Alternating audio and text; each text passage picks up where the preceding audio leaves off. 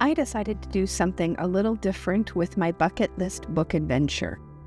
Originally, I had planned to read the entire list in order, but after I added the Eastern Classics and the early Christian writings, my list grew to a total of 553 books.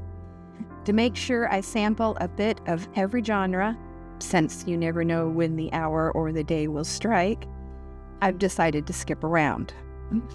That's how I found myself at book number 524, the Didache. The Didache is one of the earliest non-biblical Christian texts. It claims to contain the teachings of Jesus as passed down by the 12 apostles and offers a glimpse into how the earliest Christians lived and worshiped.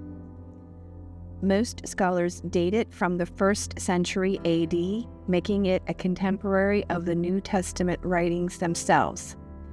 Some evidence suggests it was known by the author of the Epistle of Barnabas, which was written between 70 and 135 AD, and later referenced by early theologians like Clement of Alexandria around 200 AD and Origen around 250 AD.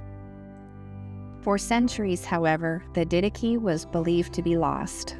Our only knowledge of it came through quotations in other works until 1873, when Orthodox Archbishop Philotheus Bryannius discovered a copy in a manuscript known as the Codex Hierosolymianus, also called the Bryannius manuscript or the Jerusalem Codex.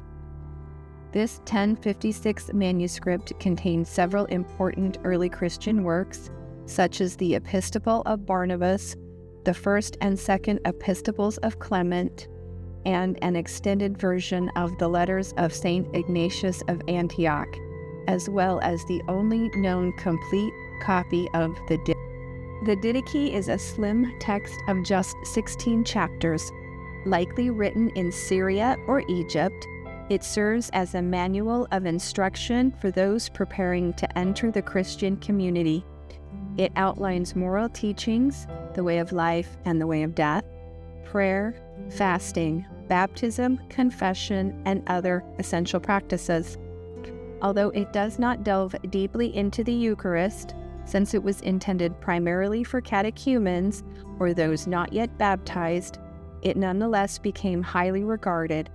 Early church fathers such as Origen, St. Clement, and St. Athanasius all recommended its study, and it went on to influence later works like the Didascalia Apostolorum, the Apostolic Constitutions, and the Ethiopic Didascalia. I found the Didache deeply moving. There's a real comfort in seeing how much of what we practice and pray today echoes what those earliest Christians did nearly 2,000 years ago. It stands as living proof against the claim that the modern Catholic Church somehow diverged from the early Church. In particular, it challenges the false doctrine of the Great Apostasy, showing instead that the Church's teachings have remained intact from the beginning. What struck me most was the Didache's emphasis on tradition. Many see tradition as something that holds the Church back, but it is, in fact, what keeps it anchored. Just as God's nature is unchanging, so too should our worship remain constant. The moral teachings of the Didache, its thou shalt and thou shalt nots, mirror those in the New Testament, especially the Gospel of Matthew. This continuity across centuries underscores the authenticity and enduring truth of the faith. The Didache is a must-read for all Christians, and I'm so glad I decided to include the early Christian writings in my bucket list book adventure. They've added a richness and depth I haven't expected.